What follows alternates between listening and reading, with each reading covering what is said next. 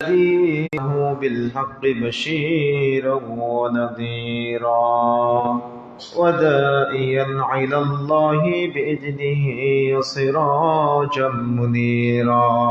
أما بعد، فقد قال الله تعالى وتبارك في كلامه المجيد بعد أعوذ بالله من الشيطان الرجيم: يا أيها الذين آمنوا قوا أنفسكم وأهليكم نارا إلى آخر الآية. وقال النبي الأمين رسول الله صلى الله عليه وسلم: صلوا كما رأيتموني أصلي إلى آخر الحديث। আলহামদুলিল্লাহ, যাবতীয় প্রশংসা, যাবতীয় গুণগান একমাত্র কেবলমাত্র আল্লাহ সুবহানাহু ওয়া তাআলার দরবারে, যে আল্লাহ রাব্বুল আলামিনের অশেষ মেহেরবানিতে আমরা জুমআ মসজিদে আজানের পূর্বে উপস্থিত হওয়ার সুযোগ এবং তৌফিক পেয়েছি, যে আল্লাহ রাব্বুল আলামিন আমাদের কবুল করেছেন। সেই মহান রবের নিকট হৃদয়ের গভীরতম প্রদেশ থেকে, অন্তরের অন্তরস্থল থেকে আমরা শুকরিয়া আদায় করে সকলেই বলি আলহামদুলিল্লাহ। দরুদ ও সালাম বর্ষিত হোক আখিরি জামানার মানবতার মুক্তির দূত, মানবতার মুক্তির দিশারি, যার আদর্শকে বাস্তবায়নের জন্যই আজকে আমাদের এই সামান্য ক্ষুদ্র প্রচেষ্টা। নবীর প্রতি দরুদ বর্ষিত হোক, সকলে বলি সাল্লাল্লাহু আলাইহি ওয়াসাল্লাম। প্রিয় উপস্থিতি, জুমার খুতবার অত্যন্ত সংক্ষিপ্ত সময় আমরা আজকে আলোচনা শ্রবণ করব ইনশাআল্লাহ। মসজিদ কি, মসজিদে কি জন্য আসতে হয়, মসজিদ কাদের জন্য? প্রথমত আমাদের মনে রাখার চেষ্টা করতে হবে, আল মসজিদ বাইতুল্লাহ। মসজিদ হলো আল্লাহর ঘর। কার ঘর? আল্লাহর ঘর। আর মসজিদে যারা আসে তারা হলো আল্লাহর মেহমান। কথা বুঝেন নাই মনে হয়, বুঝতে পেরেছেন? আপনার বাসায় যখন মেহমান আসে তখন, বা আপনি কোথাও মেহমান হিসেবে গেলে আপনি কি ফিল করেন বা কেমন চিন্তা থাকে আপনার, উভয়টা নিয়ে আপনি একটু চিন্তা করবেন। যে আপনার বাসায় যখন মেহমান আসে আর আপনি যখন কারোর বাসায় মেহমান হয়ে যান, তো মসজিদটা হলো আল্লাহর ঘর। এখানে আমরা সবাই আল্লাহর মেহমান। আল্লাহ রাব্বুল আলামিনের ইবাদত বন্দেগীর জন্য আমরা মসজিদে এসেছি। তো এই জায়গাটা কেমন হওয়া দরকার, এই ইবাদতের জায়গাটা কেমন প্রশস্ত হওয়া দরকার, বা এই ইবাদতের জায়গায় কেমনভাবে আমরা নেতৃত্ব দিব, বা এই ইবাদতের জায়গাটা আমরা কেমনভাবে পরিচালনা করব, যাতে করে এই এলাকার মার্কাজ থেকে মানুষ দ্বীনের সঠিক বুঝ, সঠিক দাওয়াত গ্রহণ করতে পারে। মানুষ এই মার্কাজকে অর্থাৎ মসজিদকে আল্লাহর ঘর মানতে না পারার কারণে মানুষ মসজিদে সালাত আদায় করে, মসজিদ থেকে বের হয়ে যাবতীয় পাপাচারের সাথে জড়িয়ে যায়। বুঝে না যে আমি কোথায় গিয়েছিলাম, কি পড়লাম, কি তিলাওয়াত করলাম, আমি কোথা থেকে আসলাম। তার মধ্যে কোনো ধ্যান ধারণা, চিন্তা চেতনা কিছুই থাকে না। যার কারণেই তো 50 বছর যাবৎ সালাত আদায় করে, কিন্তু 50 বছর সালাত আদায় করার এই জীবনটাতে একজন ব্যক্তি সালাতের A to Z, আল্লাহু আকবার থেকে সালাম ফেরানোর আগ পর্যন্ত কি যে তিলাওয়াত করে, কি যে পড়ে, কিছুই বুঝে না। মসজিদে সালাত আদায় করে, আল্লাহ রাব্বুল আলামিন বলেছেন, ইন্নাস সালাতা তানহা আনিল ফাহশাই ওয়াল মুনকার। নিশ্চয় সালাত, নিশ্চয় নামাজ যাবতীয় অন্যায়, অশ্লীলতা, পাপাচার থেকে বিরত রাখে। কিন্তু এই বিষয়গুলো না বোঝার কারণে মানুষ মসজিদে সালাত আদায় করে, মসজিদ থেকে বের হয়ে আবার কাপড় টাকানোর নিচে নেমে যায়। মসজিদে সালাত আদায় করে, মসজিদ থেকে বের হয়ে সিগারেটের নেশায় জর্জরিত হয়ে যায়। মসজিদে সালাত আদায় করে, মসজিদ থেকে বের হয়ে সেলুনে গিয়ে রাসূলের সুন্নাত দাড়ি কেটে ফেলে। মসজিদে সালাত আদায় করে, মসজিদ থেকে বের হয়ে চায়ের দোকানে বসে বসে সিনেমা দেখা শুরু করে। মসজিদে সালাত আদায় করে, মসজিদ থেকে বের হয়ে মহিলারা আবার বেপরদায় চলাফেরা করে। মসজিদে সালাত আদায় করে, মসজিদ থেকে বের হয়ে পানের সাথে জর্দা সেবন করতে করতে চলে যায়। তাহলে আমার আপনার সালাত, আমার আপনার নামাজ অন্যায়, অশ্লীলতা, পাপাচার থেকে বিরত রাখে না কেন? কখনো কি চিন্তা করেছেন? কখনো ভেবে দেখেছেন আমি যে সালাতের জন্য আসলাম, আমি যে ইবাদতের জন্য আসলাম, আমি কি জেনে বুঝে ইবাদতগুলো করতে পারলাম? আমি যে আল্লাহর মেহমান হয়ে আসলাম, আল্লাহর ইবাদত বান্দিগির জন্য আসলাম, আমি কতটুকু চাইতে পেরেছি আল্লাহর কাছে? আমি কতটুকু আমার হৃদয়ের আশা আকাঙ্ক্ষা, চাওয়া পাওয়া, ইচ্ছা, অনুভূতিগুলা আমি আমার রবের কাছে ব্যক্ত করতে পেরেছি? আমরা ব্যর্থ, আমরা পারি নাই। কেন? আমরা মসজিদের A to Z আদান প্রদান, মসজিদের আদব আখলাক, আমরা কিছুই এখনো পর্যন্ত ইলম অর্জন করতে পারি নাই, জ্ঞান অর্জন করতে পারি নাই, নিয়ন্ত্রণ করতে পারি নাই। যার কারণে এই মার্কাজকে আমরা অবহেলার পাত্র হিসেবে রেখে দিয়েছি। একজন ইমাম রেখে দিয়েছি, ইমাম মসজিদ পরিচালনা করবে, আর আমরা সবাই ওই ইমামের উপরে নেতৃত্ব দিব। ইমামকে মসজিদ পরিষ্কার করাবো, ইমামকে দিয়ে মসজিদ ঝাড়ু দেওয়াবো, ইমামকে দিয়ে আজান দেওয়াবো, ইমামকে দিয়ে নামাজ পড়াবো, ইমামকে দিয়ে খুতবা দেওয়াবো, আর আমরা বিন্দাজ। কথা কি বুঝতে পেরেছেন? এটা হলো সমাজের বাস্তবতা। এই বাস্তবতা থেকে ফিরে আসতে হবে। এটা হলো আল্লাহর ঘর। এই আল্লাহর ঘর কিভাবে আপনি নিয়ন্ত্রণ করতে পারলে আপনি সফলতা অর্জন করতে পারবেন, কিভাবে আপনি আখেরাতে সুখময় জান্নাত লাভ করতে পারবেন। সামান্য যদি মুয়াজ্জিনের অজুহাত যদি আমি আপনাদের ফজিলতটা বলি, যে ব্যক্তি আজান দিবে, ওই তার আজানের আহ্বানে সাড়া দিয়ে যত মানুষ সালাত আদায় করতে আসবে, প্রত্যেক ব্যক্তির সালাতের একটা করে নেকির ভাগ মুয়াজ্জিনের আমলনামায় লিপিবদ্ধ হবে। সুবহানাল্লাহ। তো এই দায়িত্বটা শুধুমাত্র ইমাম সাহেবের উপরে চাপিয়ে দিলে হবে? আপনার কি কখনো মন চায় না যে আমি একটু মানুষকে সালাতের জন্য আহ্বান করি? আপনার সন্তানকে দিয়ে এই আহ্বানটা করানোর জন্য আপনার কি কখনো মন চায় না? আপনার কি কখনো একটু ইচ্ছা, অনুভূতি, আশা আকাঙ্ক্ষা জাগ্রত হয় না যে আমি একটু আহ্বান করি, আমার সন্তানকে একটু প্র্যাকটিস করাই সালাতের জন্য, আজানের জন্য? কিন্তু হবে কিভাবে? আমরা তো দুনিয়া নিয়ে ব্যস্ত হয়ে আছি। আমরা কখন আল্লাহর ঘরকে পরিচালনা করব? আমরা কখন আল্লাহর ঘরকে নিয়ে নিয়ন্ত্রণ করব, চিন্তা করব? এগুলো তো আমাদের ব্রেনে নাই বর্তমানে। এজন্য সংক্ষিপ্ত সময়ে প্রথমে মনে রাখতে হবে, মসজিদ হলো ইবাদতের স্থান। কিসের স্থান বলেন তো? ইবাদতের স্থান, যেখানে ইবাদত করা হয়, চাওয়া হয়, আল্লাহর কাছে কথোপকথন করা হয়, আল্লাহর সাথে হৃদয়ের ইচ্ছা আশা আকাঙ্ক্ষা অনুভূতি ব্যক্ত করার একটা অন্যতম জায়গা। আপনি ব্যবসা বাণিজ্যে সমস্যা আপনার কোথাও না, আপনি মসজিদে এসে 2 রাকাত সালাত আদায় করে সাজদায় গিয়ে আল্লাহর কাছে চোখের পানি ফেলে চান, দেখেন আল্লাহ আপনাকে দেয় কিনা। কিন্তু আমরা ওই ফিলটা করতে পারি নাই, বা ওই অনুভূতির জায়গাটাকে মসজিদে রূপান্তরিত করতে পারি নাই, বা মসজিদকে ওই অনুভূতির জায়গায় আমরা রূপান্তরিত করতে পারি নাই। আমরা শুধুমাত্র সবার শেষে মসজিদে আসি আর সবার আগে মসজিদ থেকে বের হয়ে চলে যাই। কে কার আগে বের হতে পারে এটা নিয়ে ব্যস্ত হয়ে যায়। যার কারণেই তো আজকে জুমার দিন, এই জুমার দিনেও উচিত ছিল আজানের আগে মসজিদে আসা, যাতে করে খুতবা শ্রবণ করে আগামী 1 সপ্তাহ কি খুতবা শ্রবণ, আজকে খুতবা শ্রবণ করে আগামী 1 সপ্তাহ আমি এই শিক্ষায় শিক্ষিত হয়ে চলাফেরা করব। কিন্তু আপনি আসেন সবার শেষে জুমা মসজিদে, এসে আবার সবার আগে বের হয়ে চলে যান। তাহলে কি আপনি গুরুত্ব দিলেন?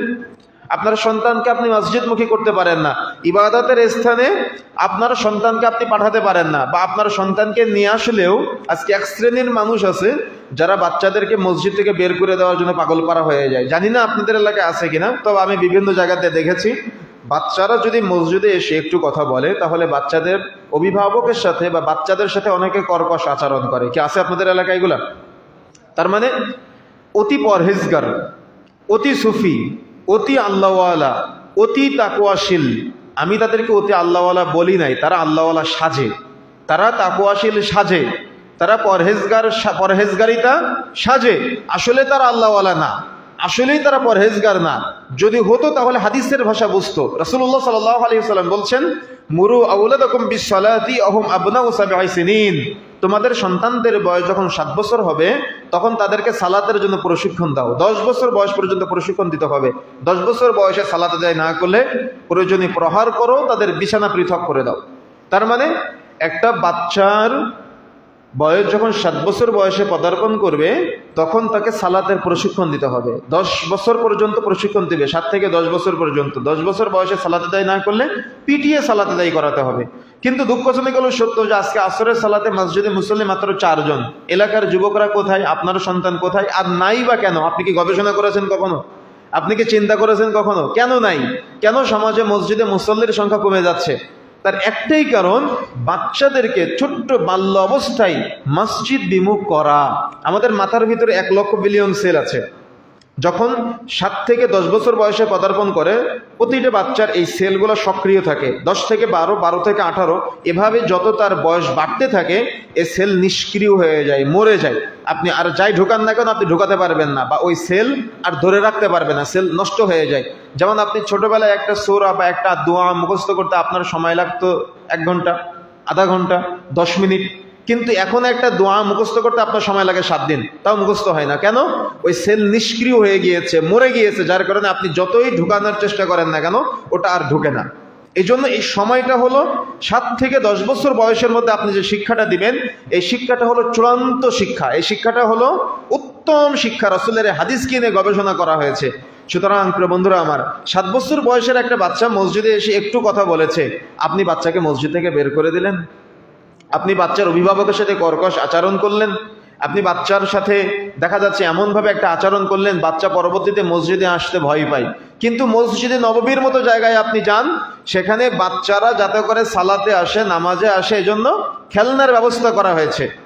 আরে রাসূলুল্লাহ সাল্লাল্লাহু আলাইহি সাল্লাম সালাত আদায় করতেছে, রাসূলের ঘাড়ে পিঠে নাতি হাসান হুসাইন উঠে, রাসূলের নামাজের ক্ষতি হয় না, আর আপনি এত বড় পরহেজগার হয়ে গেলেন যে আপনি বাচ্চাকে মসজিদ থেকে বের করে দিলেন। কে ফতোয়া দিয়েছে আপনাকে বাচ্চা কথা বলে আপনার নামাজের ক্ষতি হয়? কে ফতোয়া দিয়েছে বাচ্চা কথা বলে আপনার ফরজ সালাতের ক্ষতি হয়? কে মাসালা দিল আপনাকে যে বাচ্চা কথা বলে আপনার নামাজের ক্ষতি হয়? বাচ্চাকে মসজিদ থেকে বের করলেন কেন আপনি? কে অনুমতি দিয়েছে আপনাকে? রাসূলুল্লাহ সাল্লাল্লাহু আলাইহি সাল্লাম বলেছেন, সাহাবায়ে কেরাম বলেছেন, কোন ইমাম বলেছে, কোন আলেম বলেছে? তাহলে আপনি বাচ্চাকে মসজিদ থেকে বের করলেন কেন? কিয়ামতের মাঠে যদি বাচ্চা আপনার বিরুদ্ধে যায়, আপনি কি জবাব দিবেন? বাচ্চাদেরকে মসজিদ থেকে বের করার ইখতিয়ার আপনাকে কে দিয়েছে? কোন মাসালার ভিত্তিতে আপনি বাচ্চাকে মসজিদ থেকে বের করে দিলেন? উলামায়ে কেরাম বলেছেন, মসজিদের পিছনের কাতারে যদি বাচ্চাদের কিসির মিছিরের শব্দ শোনা না যায়, মনে করবে পরবর্তী প্রজন্মের মসজিদ মুসাল্লি শূন্য হয়ে যাবে, যার বাস্তবতা আপনি আজকে মিলান। ছেলেগুলো আজকে নেশাখোর, ছেলেগুলো আজকে মাদক দ্রব্যের সাথে জড়িয়ে আছে, আপনি তাকে একদিনের জন্য ডেকে নিয়ে এসে মসজিদে সালাতে উদ্বুদ্ধ করতে পারেন না। একটা 7 বছর বয়সের বাচ্চা মসজিদে এসে কথা বললে আপনি তাকে মসজিদ থেকে বের করে দেন, অথচ আপনার ছেলে ঘুষ খেয়ে ঘুরে বেড়ায়, সুদ খেয়ে ঘুরে বেড়ায়, মাদক দ্রব্য সেবন করে ঘুরে বেড়ায়, সেদিকে আপনার কোনো বাছ বিচার নাই। আরেকজনের ছেলে মসজিদে আসলে আপনি তাকে মসজিদ থেকে বের করে দেন কেন? কে অনুমতি দিয়েছে আপনাকে? কে ইখতিয়ার দিয়েছে আপনাকে বাচ্চাকে মসজিদ থেকে বের করে দেওয়ার জন্য? এই বাচ্চারা যদি এখানে সালাতে এসে অভ্যস্ত না হয়, তাহলে সে সালাত আদায় করবে কিভাবে? সে আল্লাহর নৈকট্যশীল বান্দাদের অন্তর্ভুক্ত হবে কিভাবে? আজকে সমাজ এই এমন জাহালতের মধ্যে নিমজ্জিত হয়েছে, বাচ্চাদেরকে সালাতে অভ্যস্ত না করার কারণে, দোয়া কালাম মুখস্থ না করার কারণে, আপনার 50 বছর বয়স, আপনি এখনো পর্যন্ত রুকু থেকে সুবহানাল্লাহিল আযীম পাঠ করেন, আপনি এর অর্থ জানেন না। কেন? আপনার বাবা আপনাকে শেখায় নাই তাই। আপনার 50 বছর বয়স, আপনি এখনো সুবহানাল্লাহিল আলা সাজদায় গিয়ে তিলাওয়াত করেন, আপনি এখনো পর্যন্ত এর অর্থ বুঝেন না। কেন? আপনি মুখস্থ করতে পারেন নাই, আপনি অনুধাবন করতে পারেন নাই, সেজন্য এখনো পর্যন্ত আপনি আল্লাহু আকবার শব্দের অর্থ জানেন না, এখনো পর্যন্ত আপনি সূরা ফাতিহার অনুবাদ জানেন না, এখনো পর্যন্ত আপনি রুকু থেকে সুবহানাল্লাহিল আযীম তিলাওয়াত করেন, আপনি এর অর্থ জানেন না। সুবহানাল্লাহিল আলা পাঠ করেন, আপনি এর অর্থ জানেন না। আপনি বৈঠকে বসে আত্তাহিয়াতু দুরূদ শরীফ দোয়া মাসুরা যে তিলাওয়াত করেন, আপনি কিছুই বুঝেন না আপনি নামাজের মধ্যে কি পড়েন। তো আল্লাহ যে আপনাকে 50 বছরের একটা জীবন দান করেছে, এই জীবনের সফলতা কি আপনি আমাকে বুঝান। আল্লাহ রাব্বুল আলামিন আপনার যে 40 বছরের যে একটা জীবন দান করেছে, আপনার এই 40 বছরের জীবনের সার্থকতা কি? আপনি কি স্বার্থ হাসিল করেছেন? আপনি কি শিক্ষা অর্জন করেছেন, যেটা নিয়ে আপনি আখিরাতে যাওয়ার প্রস্তুতি গ্রহণ করেছেন? আপনি একটু আমাকে বুঝান। নাকি আপনার মতো আপনার সন্তানকে আজকে পথভ্রষ্ট করতে যাচ্ছেন? আপনার মতো আপনার সন্তানকে আজকে জাহালতের মধ্যে আপনি ঠেলে দেওয়ার চেষ্টা করতেছেন। 7 বছর বয়স একটা বাচ্চা মসজিদে এসে সালাত আদায় করবে, একটু কথা বলতেই পারে। আর আমাদেরও ভুল আছে, বাচ্চাদেরকে এক কর্নারে দিয়ে দেই আমরা। বাচ্চাদেরকে বড়দের মাঝে মাঝে নিয়ে নিলে তারা সালাতে অভ্যস্ত হবে, তারা শিখবে, কিন্তু এক কর্নারে দিয়ে দিলে তারা তো গল্প করবেই, তারা কথাবার্তা বলবেই। সুতরাং চেষ্টা করতে হবে আমাদের বাচ্চাদেরকে মসজিদমুখী করার জন্য, সালাতমুখী করার জন্য, আল্লাহর ঘরটাকে চিনানোর জন্য, আল্লাহকে চিনানোর জন্য। আপনার ছেলে যদি আল্লাহকে না চিনে, আপনার ছেলে যদি রাসূলকে না চিনে, তাহলে সে চিনলো কাকে? কি নিয়ে আখিরাতে যাবে? আপনারই বা জীবনের সফলতা কি, বা আপনার সন্তানের জীবনের সফলতা কি? আপনি কি কখনো ফিল করেছেন আপনি কখন উদ্ভাবন করেছেন? আচ্ছা, আপনার কি একটু লজ্জা লাগে না? আপনার কি একটু খারাপ লাগে না যে আমার ছেলেটা সালাত আদায় করে না, ফজরের সময় ঘুমায় থাকে?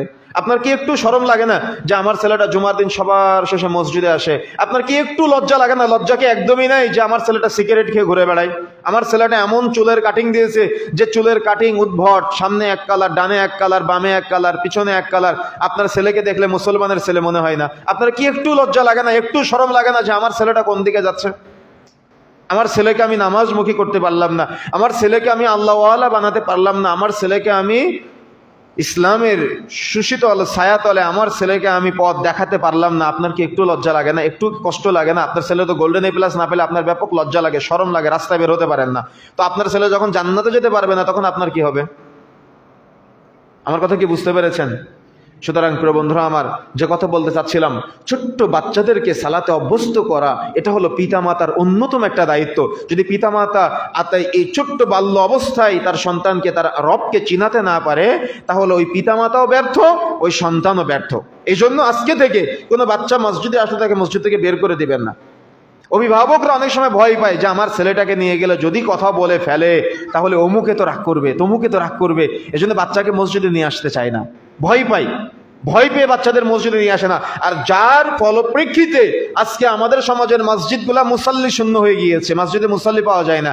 জুমার দিন যে দুই একজন পাওয়া যায় তাও সবার শেষে আসে, আবার সবার আগে বের হয়ে চলে যায়। ও বুঝে না কেন মসজিদে আসলাম, ও বুঝে না কেন। ওই যে বাবা বলবে যে জুমার দিন নামাজ পড়তে গেলি না, মা বলবে জুমার দিন নামাজ পড়তে গেলি না, বউ বলবে জুমার দিন নামাজ পড়তে গেলেন না।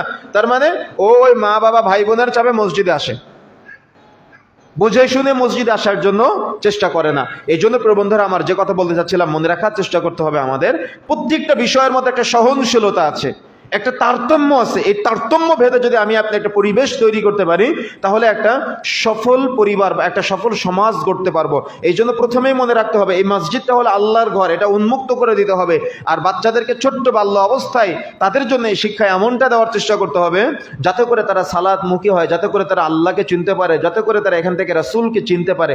এই জন্য প্রথমত মনে রাখতে হবে মসজিদ হলো ইবাদতের জায়গা। এই ইবাদতের জায়গাটা ছোট্ট বাল্য অবস্থা থেকে সবাইকে নিয়ে দেওয়ার চেষ্টা করতে হবে। দুই নম্বরে মনে রাখার চেষ্টা করতে হবে এই মসজিদ নির্মাণের কাজে বা মসজিদ প্রচার প্রসারের কাজে বা মসজিদকে উন্নয়নের কাজে, উন্নয়ন হতে পারে বিল্ডিং বা কাঠামোগত উন্নয়ন, উন্নয়ন হতে পারে শিক্ষাক্রমের মাধ্যমে উন্নয়ন, উন্নয়ন হতে পারে সালাতে মানুষকে বেশি আগ্রহী অর্থাৎ বেশি উদ্দীপনা প্রেরণা দেওয়ার মাধ্যমে।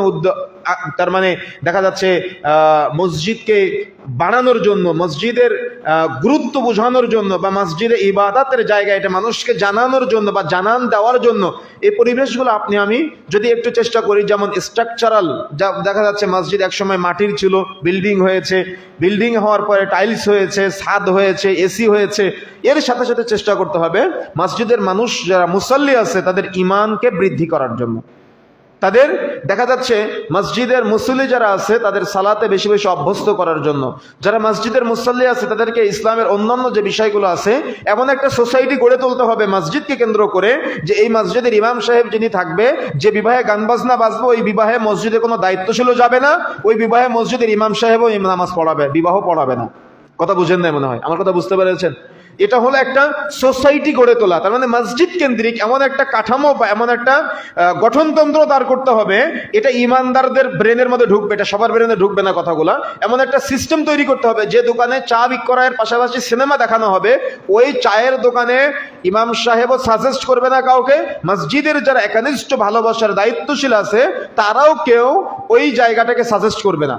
বা দেখা যাচ্ছে একটা মুদিখানার দোকান, সেখানে দেখা যাচ্ছে মুদিখানার হালাল পণ্য বিক্রয় করার পাশাপাশি হারাম পণ্যগুলো বিক্রয় করতেছে, তখন সবাই ঐক্যবদ্ধভাবে যদি এটাকে বয়কট করে একটা এলাকা কেন্দ্রিক বা একটা সমাজ কেন্দ্রিক, তাহলে ওই সমাজে ওই নেশা জাতীয় দ্রব্য ছড়াবে না। আর যখন নেশা জাতীয় দ্রব্য ছড়াবে না তখন এলাকার যুবকরা এই নেশা থেকে বিরত থাকার চেষ্টা করবে। যখন কোনো এলাকায় এইভাবে কমিউনিটি করে একটা সিনেমা হল বন্ধ করতে পারবে, সিনেমা হল মানে চায়ের দোকান, এই চায়ের দোকানের সিনেমা হল যেগুলো আছে এগুলো এগুলা যারা বন্ধ করতে পারবে, দেখা যাচ্ছে ওই এলাকায় সিনেমা চলবে না, গান চলবে না, অশ্লীলতা চলবে না। একটা পরিবেশের মধ্যে নিয়ে আসার জন্য চেষ্টা করতে হবে। এটা হলো যারা নিয়ন্ত্রক আছে তাদের অন্যতম একটা দায়িত্ব। শুধু মসজিদে দায়িত্ব নিলাম আর অমুক পদ পেলাম, তমুক পদ পেলাম, আমি বড় দায়িত্বশীল হয়ে গেলাম, বিষয়টা এমনটা। একটা মসজিদের দায়িত্ব পাওয়া মানে পুরো এলাকার দায়িত্ব তার উপরে, পুরো সমাজের দায়িত্ব তার উপরে। এই সমাজের 80টা পরিবারের, 100টা পরিবারের টোটাল তাদেরকে নিয়ন্ত্রণের দায়িত্ব তার উপরে চলে আসে। কিন্তু আমার আপনার সমাজ আজকে এই ফজিলতপূর্ণ একটা আমল পাওয়ার পরেও আমরা এগুলা থেকে কিন্তু আজকে অনেক দূরে সরে আছি। এই এমন একটা সোসাইটি গড়ার ক্ষেত্রে যদি আমরা সহযোগিতা করতে পারি, এই পুরা সেটআপটাই হলো ওই রাসূলুল্লাহ সাল্লাল্লাহু আলাইহি ওয়াসাল্লামের হাদিস, মান বানা লিল্লাহি মসজিদান। আপনারা সবাই জানেন যে ব্যক্তি মসজিদ নির্মাণ করবে তার জন্য জান্নাতে ঘর নির্মাণ করা হবে। সুবহানাল্লাহ। এবং একটা পরিবেশের সাক্ষী যদি আপনি হতে পারেন, এখানে যদি আপনার 10 টাকার সহযোগিতা থাকে, আপনার যদি পরিশ্রম থাকে, কথার সহযোগিতা থাকে, তবুও আপনার জন্য জান্নাতে ঘর নির্মাণ হবে। সুবহানাল্লাহ। এত বড় একটা ফজিলতপূর্ণ আমল আমাদেরকে চেষ্টা করতে হবে যে আমরা যাতে করে এই ফজিলতপূর্ণ আমলের সাথে নিজেকে সংমিশ্রণ ঘটাতে পারি বা নিজেকে অটুট রাখতে পারি। কেন, দুনিয়া তো চিরজীবনের জন্য না। যখন আল্লাহ রাব্বুল আলামিনের মাঝ থেকে আহ্বান চলে আসবে তখন চলে যেতে হবে, তাই না? এই চলে যাওয়ার আগে এমন একটা পরিবেশ করে রেখে যেতে হবে যে আমি মারা যাওয়ার পরে আমি যে একটা চমৎকার পরিবেশ রেখে যাচ্ছি, যে পরিবেশটা হবে ইমানদারদের জন্য, যে পরিবেশটা হবে তাকওয়াশীলদের জন্য। আর একজন ইমানদার, একজন তাকওয়াশীল যতগুলো রাকাত সালাত আদায় করবে, যতগুলো সাজদা দিবে, প্রত্যেক রাকাতের বিনিময়ে, প্রত্যেক সাজদার বিনিময়ে, প্রত্যেক রুকুর বিনিময়ে যে নেকি অর্জন করবে, প্রতিটা নেকির যে ফজিলত বিনিময় আছে, এই কবরে বসে বসেও আপনি তার একটা পার্সেন্টেজ পাবেন। সুবহানাল্লাহ। এখন আপনার একটা ইচ্ছা থাকা লাগবে, আপনার একটা আগ্রহ থাকা লাগবে, আপনার একটা উদ্দীপনা থাকা লাগবে যে আমি এই ফজিলতপূর্ণ কাজের সাথে সংমিশ্রণ হব কি না, নাকি আমি বিরোধিতা করব। কথা বুঝেন নাই? এখানে দুইটা পথ হতে পারে। একটা হলো এই ফজিলতপূর্ণ আমলের সাথে নিজেকে সম্পৃক্ত রাখা, আর একটা হলো এই ফজিলতপূর্ণ আমল থেকে নিজেকে গুটিয়ে নেওয়া, বিরত থাকা, বিরোধিতা করা বা মিথ্যাচার করা, মিথ্যা প্রতিপন্ন করা, মিথ্যা প্রচার করা। কথা বুঝতে পেরেছেন? দুইটা পথ। এখন আপনাকে আল্লাহ রাব্বুল আলামিন জ্ঞান দিয়েছেন, আপনি আপনার জ্ঞান দিয়ে চিন্তা করবেন আপনি কোন পথটা গ্রহণ করবেন। আপনি কি সাদাকায়ে জারিয়ার কাজে সহযোগিতা করবেন, সাথে থাকবেন, পরামর্শ দিবেন, নাকি আপনি সাদাকায়ে জারিয়া থেকে নিজেকে গুটিয়ে রাখবেন? সাদাকায়ে জারিয়ার কাজ যারা করতেছে তাদের ভুল ধরা, তাদের পিছনে লেগে থাকা, তাদেরকে নিয়ে সবসময় মানুষের কাছে গ্রুপিং করা, এগুলোর সাথে আপনি জড়িত থাকবেন, এটা আপনার চিন্তা। সমাজে এগুলা হয়, অহরহ হয়। এই জন্য আমাদেরকে এগুলা থেকে বের হয়ে এসে লিল্লাহ, আল্লাহর জন্য নিজেকে সোপার্দ করে দিতে হবে এবং চেষ্টা করতে হবে সমাজকে এই সুন্দর পরিবেশের মধ্যে গড়ে তোলার জন্য। এখন আসুন, মসজিদ এটা হলো সাদাকায়ে জারিয়ার অন্যতম একটা প্ল্যাটফর্ম। এই সাদাকায়ে জারিয়ার প্ল্যাটফর্মে আমাদেরকে অতপ্রতভাবে বাচ্চাদেরকে নিয়ে আসার জন্য এবং একটা পরিবেশ তৈরি করার জন্য যে যেখানে আছেন তার নিজ নিজ অবস্থান থেকে আপ্রাণ চেষ্টা করা, এটা হলো একটা ইমানদারের বৈশিষ্ট্য। মসজিদে যখন আমরা প্রবেশ করব, মসজিদে প্রবেশ করার সময় ডান পা দিয়ে প্রবেশ করে মনে রাখার চেষ্টা করতে হবে, মসজিদে প্রবেশ করে প্রথমে একটা কাজ আছে, সেটা হলো যদি দেখেন যে এখনো ফরজ সালাতের জন্য কিছু সময় বাকি আছে, সুন্নাত সালাত আদায় করার সময় আছে, তাহলে চেষ্টা করবেন, মসজিদের একটা হক আছে, সেটা হলো মসজিদে প্রবেশ করে 2 রাকাত সালাত আদায় করা। সহিহ বুখারী 10 নম্বর পর্বের 8 নম্বর পর্বের 10 নম্বর প্রথম নম্বর খণ্ডের 10 নম্বর পর্বের 8 নম্বর অধ্যায়ের মধ্যে আসছে, রাসূলুল্লাহ সাল্লাল্লাহু আলাইহি ওয়াসাল্লাম বলছেন, দাখালাল মাসজিদা রাকাতাইন ক্বাবলা ইয়াজলিস। যে ব্যক্তি মসজিদে প্রবেশ করবে সেজন্য 2 রাকাত সালাত আদায় না করে না বসে। তার মানে 2 রাকাত সালাত আদায় না করে সে বসতে পারবে না। যখনই মসজিদে প্রবেশ করবেন, মসজিদের একটা হক হলো যে প্রথমে 2 রাকাত সালাত আদায় করতে হবে, তারপরে মসজিদে বসতে হবে। আপনার সন্তানকে আপনি শিক্ষাটা দিবেন, এই নমনীয়তার শিক্ষাটা দিবেন। যখনই সে মসজিদে প্রবেশ করবে, মসজিদের হকটা যেন সে আদায় করে নেয়। আমাদের সমাজে দেখবেন কিছু কিছু মসজিদে লেখা থাকে, এরকম জায়গায় লাল বাতি জ্বালানো থাকে, যে লাল বাতি চলাকালীন সময় সুন্নত নামাজ পড়া নিষেধ। আচ্ছা, যেখানে রাসূলুল্লাহ সাল্লাল্লাহু আলাইহি ওয়াসাল্লাম বলেছেন মসজিদে প্রবেশ করলে 2 রাকাত সালাত আদায় না করে বসতে পারবে না, সেখানে আমার কি কোনো এখতিয়ার আছে লাল বাতি জ্বালানোর? আমার কথা বুঝেন না মনে হয়, কথা বুঝতে পেরেছেন? আপনাদের এলাকায় আছে কি জানি না, তবে আমি বিভিন্ন জায়গাতে দেখেছি যে এই লাল বাতি চলাকালীন সময় সুন্নত নামাজ পড়া নিষেধ।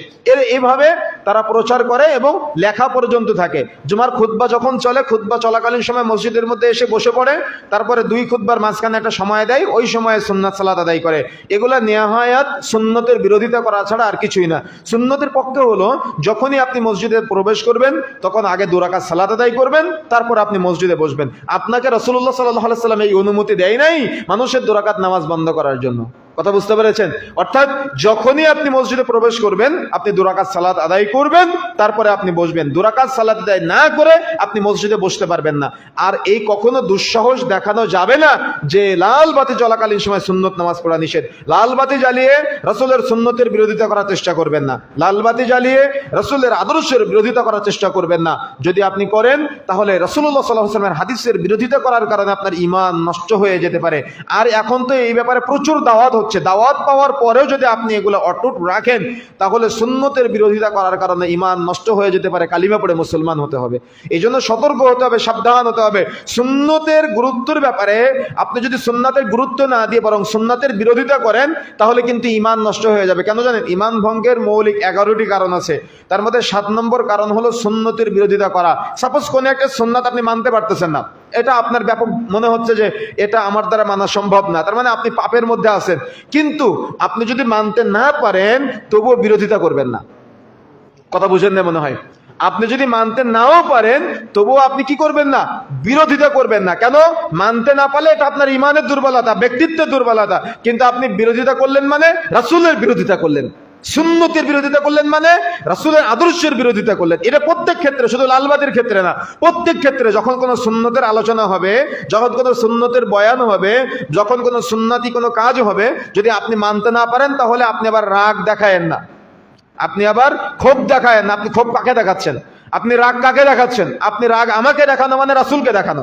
আপনি কি চান রাসূলকে রাগ দেখাতে? এটা আপনার উপরে ছেড়ে দিলাম। সুতরাং প্রিয় বন্ধুরা আমার, যে কথা বলতে চাচ্ছিলাম, মসজিদটা হলো ইবাদতের জায়গা, মসজিদটা হলো এই চলমান এবং সাদাকায়ে জারিয়ার একটা চমৎকার প্রক্রিয়া। মসজিদে প্রবেশ করে 2 রাকাত সালাত আদায় না করে আমরা যেন মসজিদে না বসি, সেদিকে আমাদের খেয়াল রাখার চেষ্টা করতে হবে। আরেকটা বিষয়, যখন আমরা সালাতে দাঁড়াই, মসজিদের আদবের মধ্যে অনেকেই উল্লেখ করেছেন, অনেক উলামায়ে কেরাম, যে মসজিদে প্রবেশের সময় অবশ্যই কাপড় টাকানোর উপরে পড়তে হবে। কিন্তু এ ব্যাপারে জমহুর উলামায়ে কেরাম বলেছেন শুধু মসজিদে প্রবেশের সময় যদি কেউ কাপড় টাকানোর উপরে পড়ে আর মসজিদ থেকে বের হয়ে কাপড় টাকানোর নিচে নেমে যায় তবুও সে শাস্তি থেকে মওকুফ হতে পারবে না। কেন পারবে না? রাসূলুল্লাহ সাল্লাল্লাহু আলাইহি ওয়াসাল্লাম তো কঠিনভাবে বলেছেন যে যার কাপড় যতদূর পর্যন্ত কাপড় টাকানোর নিচে পুরুষের থাকবে ততদূর পর্যন্ত জাহান্নামের আগুনে দাউ দাউ করে জ্বলবে। শুধু মসজিদে প্রবেশ করে আপনি কাপড় টাকানোর উপরে, মসজিদ থেকে বের হয়ে কাপড় টাকানোর নিচে পড়বেন, এটার অনুমতি ইসলাম আপনাকে দেয় নাই। বরং 24 ঘন্টা একজন পুরুষ মানুষের কাপড় টাকানোর উপরে থাকতে হবে, কাপড় টাকানোর নিচে থাকতে পারবে না। মহিলাদের কাপড় টাকানোর নিচে রাখতে হবে, পুরুষের কাপড় টাকানোর উপরে। কিন্তু সমাজের মানুষ এমন ভাবে উল্টে গিয়েছে আজকে, পুরুষের কাপড় টাকানোর নিচে আর মহিলাদের কাপড় টাকানোর উপরে। কেন? দাওয়াত না থাকার কারণে। এটা শুধু মসজিদের আদব, মসজিদের আখলাক না, এটা সমাজের আদব, এটা সমাজের আখলাক। কিন্তু আমরা না বুঝার কারণে আজকে এই অপরাধের সাথে জড়িয়ে যাচ্ছে। শুধু মসজিদে প্রবেশ করার সময় আবার আপনার কাপড় টাকানোর উপরে থাকবে এমনটা না, মসজিদেও কাপড় টাকানোর উপরে থাকবে পুরুষের, মসজিদের বাহিরেও কাপড় টাকানোর উপরে রাখতে হবে। এটা আজকে কিন্তু সমাজের বাস্তবতা কি জানেন? যে যত আধুনিক হয়, যে যত মডার্ন হয়, তার কাপড় তত টাকানোর নিচে নামে। দেখবেন অনেকে কাপড় টাকানোর নিচে পড়তে পড়তে পড়তে পড়তে জুতার নিচে চলে যায়, ছিঁড়ে যায় এক অংশ, এবং এটাকে তারা ট্র্যাডিশন মনে করে। সবচাইতে বড় বাস্তবতা কি জানেন? কথা প্রসঙ্গে বলে রাখি, আজকে এমন একটা সমাজ আমাদের দিকে যাচ্ছে, বা আমরা আগামী সমাজ এমন একটা সমাজ পাচ্ছি আগামীতে, যে সমাজটা বখাটে এদের সমাজ, যে সমাজটা নেশাখোরদের সমাজ, যে সমাজটা এমন একটা সমাজ আমাদের মাঝে দাওয়াত না থাকার কারণে বা মসজিদ নিয়ন্ত্রণ না করার কারণে এমন একটা যুব সমাজ আসতেছে যাদের রুচির দুর্ভিক্ষ দেখতে পাচ্ছি আমরা। রুচির দুর্ভিক্ষ বুঝেন কি আপনি? রুচির দুর্ভিক্ষ কি জিনিস? রুচির দুর্ভিক্ষ মানে একটা ছেলে এমন একটা জামা গায়ে দিচ্ছে যে জামাটার মধ্যে 4-5 জায়গায় ছেঁড়া ফাটা। কথা বুঝেন না মনে হয়? এমন একটা জামা গায়ে দিচ্ছে যে জামাটার মধ্যে 4-5 জায়গায় ছেঁড়া ফাটা। ও এটাকে ট্র্যাডিশন মনে করে, ও এটাকে মডার্ন মনে করে। এমন একটা প্যান্ট পরে যে প্যান্টটার মধ্যে 4-5 জায়গায় ছেঁড়া ফাটা। কথা বুঝেন নাই?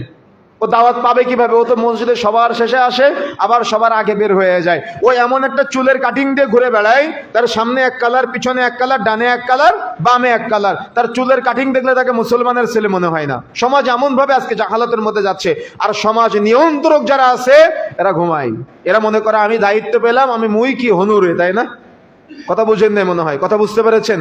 সুতরাং প্রিয় বন্ধুরা আমার, যে কথা বলতে চাচ্ছিলাম, এই সমাজ জাহালতের এই অধঃপতন থেকে যদি আপনি ফিরে নিয়ে আসার জন্য এখন থেকে পরিকল্পনা গ্রহণ না করেন তাহলে আপনার সমাজ ধ্বংস হয়ে যাবে, আপনার সমাজ নেশাখোরে ভরে যাবে, আপনার সমাজ জেনাখোরে ভরে যাবে, আপনার সমাজ পতিতালয়ের নারীদের আনাগোনায় ভরে যাবে। পতিতালয়ের নারী বললাম কাদেরকে জানেন?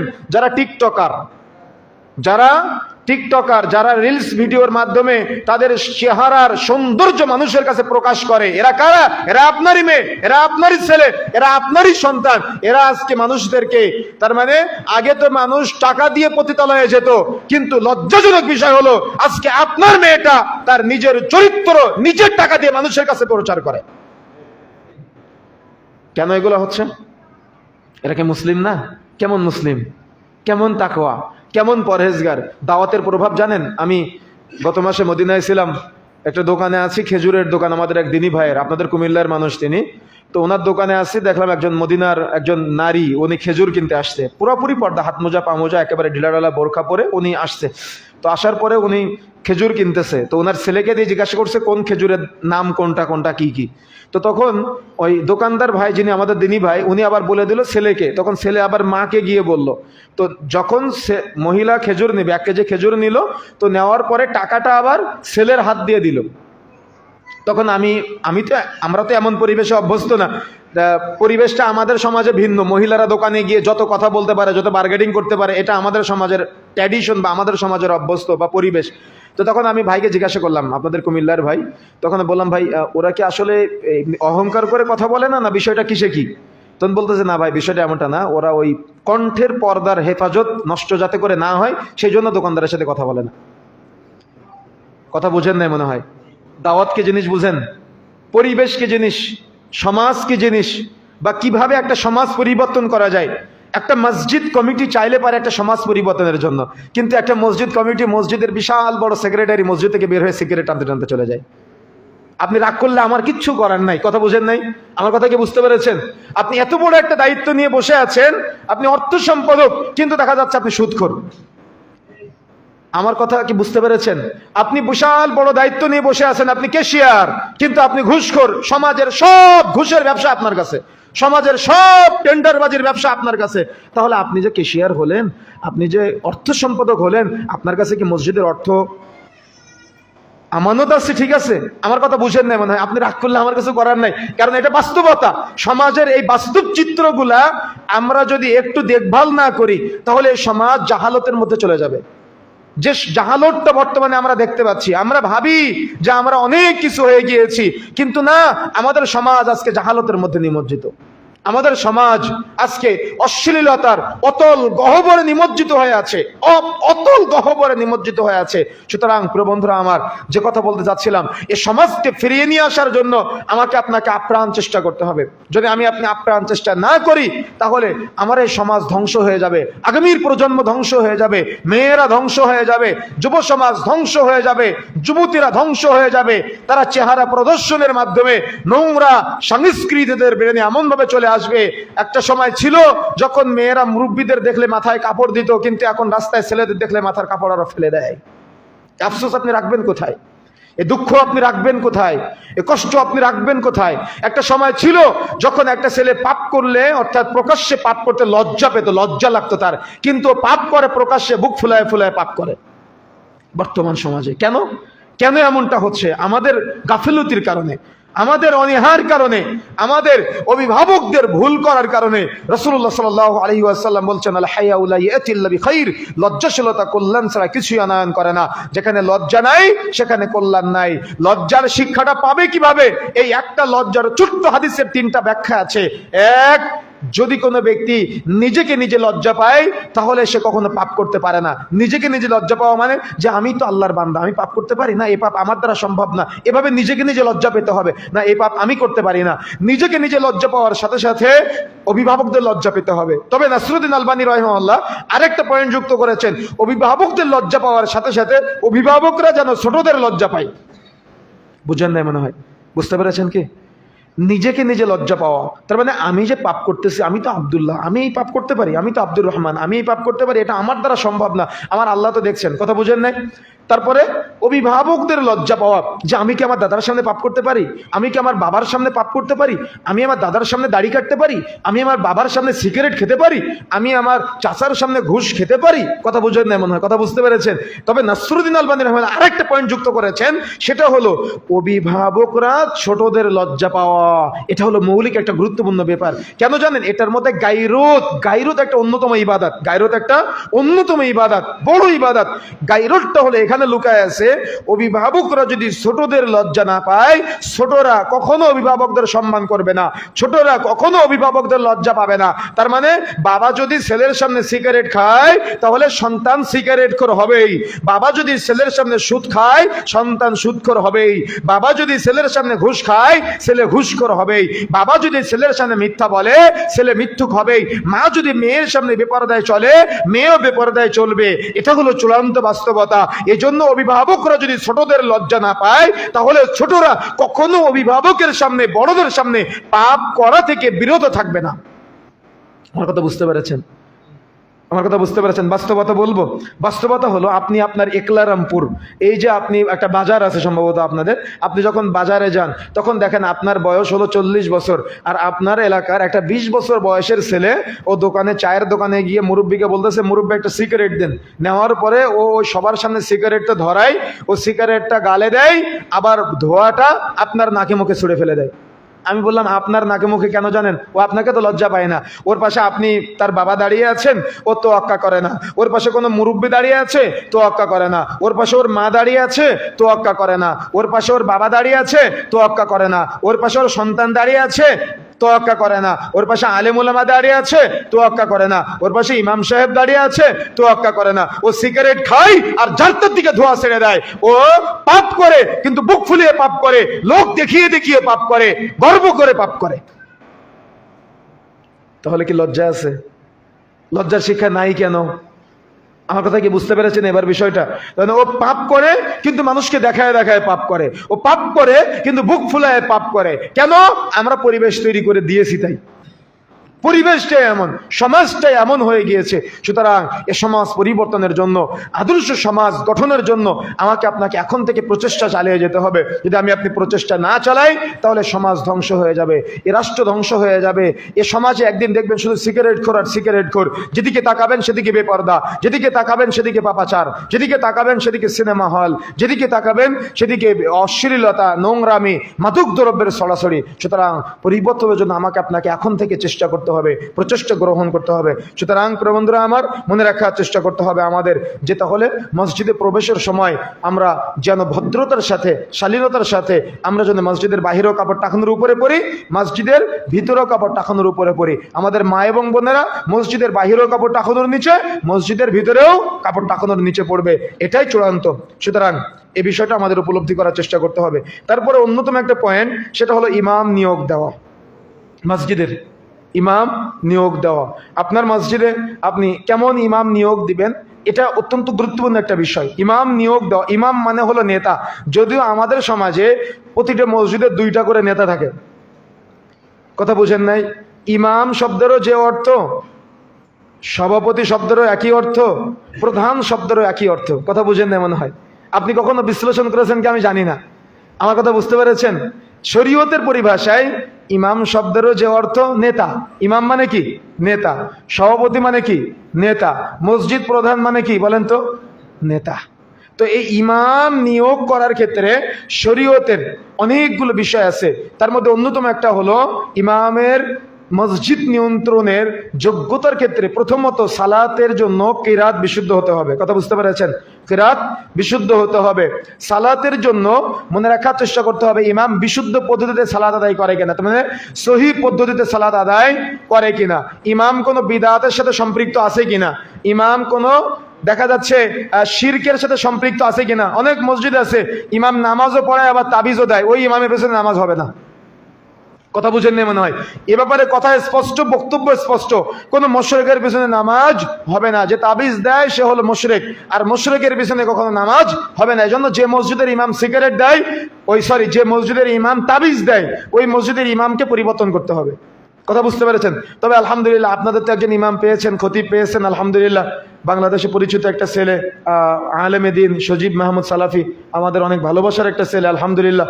তাকে মূল্যায়ন করার চেষ্টা করবেন। কোরআন হাদিসের বক্তব্যগুলা প্রফুল্লভাবে বলার জন্য আপনারা অনুমতি দিয়ে দিবেন। কখনো কোরআন হাদিসের বক্তব্যকে আটকানোর চেষ্টা করবেন না। তাহলে দেখবেন আপনাদের পরিবর্তন হবে, আপনারা পরিবর্তন হতে পারবেন, আপনারা কিছু জানতে পারবেন ইনশাআল্লাহ। কথা বুঝতে পেরেছেন? সুতরাং চেষ্টা করে যেতে হবে আমাদের এই সমাজটাকে, যাতে করে আমরা পরিবর্তন করতে পারি। আমরা এমন ইমামের নেতৃত্বে সালাত আদায় করব, খুতবা শ্রবণ করব, যার কথা হবে শুধু কোরআন এবং হাদিসের আলোকে। কথা বুঝতে পেরেছেন? এমন একটা পরিবেশ তৈরি করতে হবে। কিন্তু আপনারা আলহামদুলিল্লাহ পেয়েছেন, এজন্য আল্লাহ রাব্বুল আলামিন আপনাদের উত্তম বিনিময় এবং সঠিক দিনগুলো মানার তৌফিক দান করুন এবং জ্ঞান অর্জনের তৌফিক দান করুন, আল্লাহুম্মা আমিন। আরেকটা বিষয়, সেটা হলো ইমামের ক্ষেত্রে অনেক মসজিদে, আপনাদের এখানে নাই, অনেক মসজিদে ইমামের ক্ষেত্রে দেখা যায় ইমাম নামাজও পড়ায় আবার জর্দা খায়, ইমাম নামাজও পড়ায় আবার সিগারেট খায়। সিগারেট করে ইমাম দেখেছেন আপনারা? দেখেছেন? আছে অনেক জায়গায়, বহু জায়গায় আছে সিগারেটখোর ইমাম আছে, জর্দাখোর ইমাম আছে। সিগারেটের মধ্যে ধরায় পোড়ায় খায় আর জর্দা দিয়ে পানের মধ্যে নিয়ে খায়, একই হিসাব। কথা বুঝতে পেরেছেন? সুতরাং এই জর্দাখোর ইমাম যদি থাকে তাহলে ইমাম পরিবর্তন করার চেষ্টা করবেন। বিদআতি ইমাম যদি থাকে তাহলে পরিবর্তন করার চেষ্টা করতে হবে। মুশরিক ইমাম থাকলে পরিবর্তন করার চেষ্টা করতে হবে। কথা বুঝতে পেরেছেন? চেষ্টা করতে হবে। আরেকটা বিষয়, সেটা হলো মসজিদের ইমাম যিনি থাকবে তাকে দিয়ে পাঁচ ওয়াক্ত সালাতের পাশাপাশি আপনার আরেকটা বিষয় চালু করতে পারেন, সেটা হলো মক্তবের শিক্ষাগুলা, যেগুলো আমরা আমাদের ছোটবেলায় দেখেছি। এটা হলো মসজিদের আদবগুলোর মধ্যে অন্যতম একটা আদব। যে মক্তবে আপনার সন্তান কোরআন মাজিদে শিক্ষা অর্জন করবে, যে মক্তবে আপনার সন্তান হাদিস মুখস্থ করবে, যে মক্তবে আপনার সন্তান অন্তত 30তম পারাটা কোরআন মাজিদের 30 নম্বর পারাটা মুখস্থ করতে পারে, যে মক্তবে আপনার সন্তান বক্তৃতা দেওয়া শিখবে কোরআন হাদিসের, যে মক্তবে আপনার সন্তান রাসূলের আদর্শগুলা শিখবে, যে মক্তবে আপনার সন্তান সিরাতের শিক্ষাগুলা অর্থাৎ নবীদের জীবনী এ টু জেড আপনার সন্তান শিক্ষা অর্জন করবে, এরকম পরিবেশ আপনাদের তৈরি করে দিতে হবে। কথা বুঝেন নাই? যদি আপনারা একটু উদ্যোগ গ্রহণ করেন তাহলে হবে। আপনার ছেলেটা সকাল 7টার সময় একটা প্রাইভেট, 8টার সময় আরেকটা প্রাইভেট, 10টার সময় গিয়ে স্কুল, বিকাল 4টায় চলে আসে, 5টার সময় আরেকটা প্রাইভেট ইংলিশ, তারপর রাত্রে 10টা পর্যন্ত চলতে থাকে ঘন্টার পর ঘন্টা। এতগুলো শিক্ষা আপনি আপনার সন্তানকে দুনিয়াবে দিতে পারেন। আপনার সন্তানকে 1 ঘন্টা আল্লাহর রাস্তায়, এই রাসূলের সিরাতের শিক্ষা, কোরআনের শিক্ষা, হাদিসের শিক্ষা, এই শিক্ষাগুলো দেওয়ার জন্য আপনাকে চেষ্টা করতে হবে না? আমার কথা কি বুঝতে পেরেছেন? এই চেষ্টাটা অব্যাহত রাখা, এটা অভিভাবক হিসেবে আপনার দায়িত্ব। আপনাকে আমরা ঠেলবো কেন? আপনি নিজে আপনার জান্নাতের জন্য এগিয়ে আসবেন। কথা কি বুঝতে পেরেছেন? আপনাকে আমাদের ঠেলতে হবে কেন? আপনি কি জান্নাত চান না? আপনি কি চান না আপনার সন্তান মানুষের মতো মানুষ হোক, আদর্শিত হোক, সিরাত জানুক, আপনার সন্তান কোরআন মাজিদের ইলম অর্জন করুক, হাদিসের ইলম অর্জন করুক? যদি আপনার ইচ্ছা, আশা, আকাঙ্ক্ষা থাকে, তাহলে আপনি নিজে থেকে এই উদ্যোগ গ্রহণের জন্য আপনি এগিয়ে আসবেন ইনশাআল্লাহ। সার্বিকভাবে পরামর্শ দিয়ে এগিয়ে আসবেন, আপনি শ্রম দিয়ে এগিয়ে আসবেন, অর্থ দিয়ে এগিয়ে আসবেন। দেখা যাচ্ছে পরিবেশ তৈরি করে দেওয়ার দিক দিয়ে আপনি এগিয়ে আসার জন্য চেষ্টা করবেন। যত আপনি সাদাকা জারিয়ার কাজে এগিয়ে আসার চেষ্টা করবেন, তত আল্লাহ রাব্বুল আলামিন আপনাকে দুনিয়া এবং আখিরাতে আপনার সম্মান বাড়িয়ে দিবেন ইনশাআল্লাহ। এরপর আসেন আরেকটা বিষয়, সেটা হলো মসজিদে কমিটি নির্বাচন।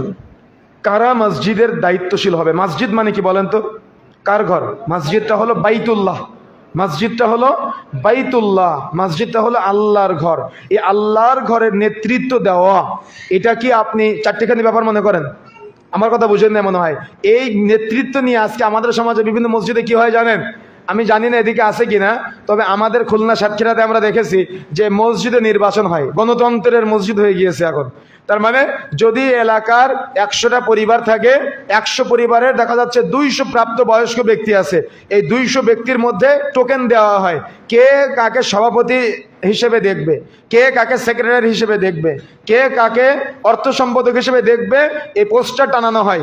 পোস্টার টানানোর পরে ওই যেভাবে চেয়ারম্যান মেম্বারের ভোট হয় না, নির্বাচন হয় না, এভাবে মসজিদে দায়িত্বশীল নির্বাচিত হয় বিভিন্ন জায়গাতে। তো এটা কি আপনি কি মনে করেছেন? এটা আল্লাহর ঘর, এটা রাজনীতির জায়গা? কথা বুঝেন না মনে হয়, আমার কথা বুঝতে পেরেছেন? এটা আল্লাহর ঘর, এখানে আপনি এখান থেকে কোনো কিছু নেওয়ার আছে? কথা বুঝেন না মনে হয়। আল্লাহর ঘরে দায়িত্ব পাওয়া মানে খাদেম হওয়া। কি হওয়া বলেন তো? খাদেম হওয়া। আল্লাহর ঘরের খাদেম হওয়া, এটা কি অনেক বড় মর্যাদার অধিকারী হওয়া। আপনি আল্লাহর ঘরের খাদেম হলেন মানে আপনি আল্লাহর ঘর দেখভাল করলেন, আপনি আল্লাহর ঘর ঝাড়ু দিলেন, আপনি মসজিদের সভাপতি হয়েছেন। জীবনে কতদিন মসজিদ ঝাড়ু দেন নাই আপনি? কথা বুঝেন না মনে হয়। কথা বুঝতে পেরেছেন? আপনি মসজিদের সেক্রেটারি হয়েছেন, জীবনে কোনোদিন মসজিদ পরিষ্কার করেন না, শুধু ইমামের উপরে ঠেলেন যে ইমাম এখানে ময়লা কেন, মুয়াজ্জিন সাহেব এখানে ময়লা কেন, শুধু তাদের উপরে ঝাড়ি মারতে পারেন। কিন্তু আপনি এখনো পর্যন্ত কোনোদিন মসজিদ পরিষ্কার করলেন না, অজুখানা পরিষ্কার করলেন না, মসজিদের বাথরুম পরিষ্কার করলেন না। কথা বুঝেন না মনে হয়, আমার কথা বুঝতে পেরেছেন? তো আরাবিয়ানদের মধ্যে আর আমাদের মধ্যে এটা পার্থক্য। আমরা ওই দায়িত্ব নির্বাচন করে নিয়েছি, বিশাল 5 বছর বা 2 বছর আমি এই মসজিদের সভাপতি, আমি যেটা বলবো, যে টাকা আমি যেদিকে নিয়ে যাব। এমনকি জানেন, অনেক লজ্জার বিষয় আছে এখানে, মসজিদে যে আপনারা দান করেন না, এমন বহু মসজিদ আছে, আমাদের কাছে প্রশ্ন আসে যে মসজিদের দানের টাকা সুদে খাটায়। কি আস্তাগফিরুল্লাহ বলবেন না? এরকম বহু মসজিদ আছে, মসজিদের দানের টাকা সুদে খাটায়।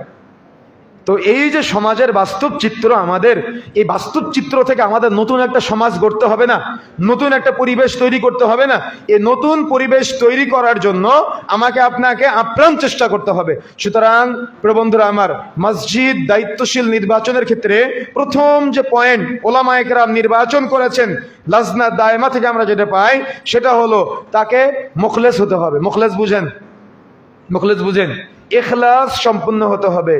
ইখলাস, যার মধ্যে ইখলাস এগিয়ে, যিনি ইখলাসের দিক দিয়ে সর্বাধিক এগিয়ে, তিনি হবে সর্বোত্তম নেতৃত্ব দেওয়ার জায়গা, সেখানে তিনি যাবে। এবং এটা হবে সিলেকশনের মাধ্যমে, এটা ইলেকশনের মাধ্যমে না। তার মানে আমরা 5 জন মিলে আপনাকে দিব, বা কথা বুঝতে পেরেছেন? আমরা আপনাকে দিব, আপনি আকাঙ্ক্ষা করলেন মানে রাসূলের হাদিসের বিরোধিতা করলেন। হাদিসের বিরোধিতা কি? নেতৃত্ব চেয়ে নিতে রাসূলুল্লাহ সাল্লাল্লাহু আলাইহি সাল্লাম নিষেধ করেছেন। এই জন্য এই নেতৃত্বের ভার অনেক কঠিন জায়গা। এই কঠিন জায়গাটা চেয়ে নেওয়া, এই সমাজের পুরা মানুষের দায়িত্ব নেওয়া, এই পুরা নিজের দায়িত্ব আমরা নিজে নিতে পারি না, আর এই সমাজের 100 ঘরের দায়িত্ব আমি নিব। কথা বুঝেন না মনে হয়? এই জন্য 5 জন ব্যক্তি মিলে বা 10 জন গণ্যমান্য ব্যক্তি মিলে একজনকে সভাপতি হিসেবে দায়িত্ব দিবে, একজনকে সেক্রেটারি হিসেবে দায়িত্ব দিবে, একজনকে এই দায়িত্বর যে বাছ বিচার হবে, এই পুরাটা হবে ইখলাসের বিবেচনায়, ইমানদারিতার বিবেচনায়, তাকওয়ার ভিত্তিতে, হালাল উপার্জনের ভিত্তিতে। দেখা যাচ্ছে নীতি নৈতিকতার ভিত্তিতে, সত্য এবং মিথ্যার মানদণ্ড হিসেবে তাকে নির্ধারণ করে যিনি সত্যবাদিতার কাতারে এগিয়ে আসবে, তাকে নির্বাচন করতে হবে। কিন্তু দুঃখজনক হলো সত্য যে আমাদের সমাজের অধিকাংশ বিভিন্ন জায়গায় মসজিদের দায়িত্বশীল যারা হয়, তারা দেখা যায় যে অমুক রাজনৈতিক নেতা, তমুক রাজনৈতিক নেতা, অমুক দায়িত্বশীল, তমুক দায়িত্বশীল, যার যত বড় ব্যবসা সে তত বড় দায়িত্বশীল। কি এটা সমাজের বাস্তবতা না? কথা কি বুঝতে পেরেছেন আমার? এটা হলো সমাজের চূড়ান্ত বাস্তবতা। এই জন্য এই বাস্তবতা থেকে ফিরে এসে আমাকে আপনাকে রাসূলুল্লাহ সাল্লাল্লাহু আলাইহি সাল্লামের রেখে যাওয়া যে ঐশী বিধান, এই ঐশী বিধানের আলোকে সমাজ পরিবর্তনের জন্য যখন আপনি মসজিদের নিয়ন্ত্রক নির্বাচন করবেন, তখন অবশ্যই যিনি ইলমের দিক দিয়ে এগিয়ে, ইমাম না থাকলে যিনি নামাজ পড়াতে পারবে। কথা বুঝেন না মনে হয়? ইমাম না থাকলে যিনি নামাজ পড়াতে পারবে, কিন্তু যার মুখে দাড়ি নাই, যে সিগারেট খেয়ে ঘুরে বেড়ায়, যে সুদ খেয়ে ঘুরে বেড়ায়, যে ঘুষ খেয়ে ঘুরে বেড়ায়, আপনি যদি এমন কোনো ব্যক্তিকে আপনার মসজিদে দায়িত্বশীল হিসেবে, সে যে মানের দায়িত্বশীল হোক না কেন, ছোট থেকে বড়, আপনি যদি নির্বাচন করেন, তাহলে আপনার মসজিদ ধ্বংস, আপনার সমাজ ধ্বংসের দ্বার প্রান্তে চলে যাবে। এই জন্য এটা নিজে থেকে নিজে চিন্তা করতে হবে, আমি তো ওই পর্যায়ের না, আমি কেন ওখানে যাব? কথা বুঝেন না মনে হয়? আমি তো ওখানে যাওয়ার যোগ্যতা রাখি না। ওই যোগ্যতা ইমানদারদের, ওই যোগ্যতা তাকওয়াশীলদের। যদি আমি তাকওয়াশীল হতে পারি তাহলে আমি গ্রহণ করতে পারি, কিন্তু আমি তো তাকওয়াশীল না, আমি তো হারাম উপার্জনের সাথে জড়িয়ে থাকি, তাহলে আমি কেন ওই জায়গায় যাব? এই জন্য নিজেকে নিজে বিরত রাখার ট্রাই করতে হবে, চেষ্টা করতে হবে। তা না হলে আপনি ওই জায়গায় গেলেন মানে আপনার মাধ্যমে ধ্বংস হয়ে যাবে। কেন? ইমাম যখন আপনার বিরুদ্ধে বলবে, তখন আপনার শরীরে জ্বালা পোড়া তৈরি হবে। তখন ইমাম পরিবর্তন করাও, ইমাম চেঞ্জ করো, আর একজন ইমাম দরকার, এই ক্ষতি আর কখনো নিয়ে আসা যাবে না। দেখা যাচ্ছে যে ওই পরবর্তীতে গ্রুপিং তৈরি হবে, গ্রুপিং তৈরি হয়ে নতুন করে পরিবর্তিত সিস্টেম চলে আসবে যে না, এভাবে ইমাম রাখা ঠিক হবে না, নতুন ইমাম নিয়ে আসতে হবে, নতুন খতিব নিয়ে আসতে হবে, এই খতিব আর কখনো চলবে না। এভাবে গ্রুপিং তৈরি হবে, তখন ওই সত্য এবং সঠিক কথাগুলো হজম হবে না। কথা বুঝতে পেরেছেন? এই জন্য এই মেম্বারটাকে ওপেন রাখবেন, মেম্বারটাকে কুক্ষিগত করবেন না, তাহলে আল্লাহর কাছে জবাব দেওয়া লাগবে। মেম্বারটাকে উন্মুক্ত করে দিবেন কোরআন হাদিসের জন্য, মেম্বারটাকে নিজের করে রাখার চেষ্টা করবেন না কোনো সময়, তাহলে আপনিও সফলতা অর্জন করতে পারবেন না, আপনার সমাজও সফল হতে পারবে না, আর যারা দায়িত্ব দিবেন আপনারাও সফল হতে পারবেন না। কেন? আপনারা জেনে বুঝে আপনার সমাজকে জাহালতের মধ্যে ঢেলে ফেলে দিলেন।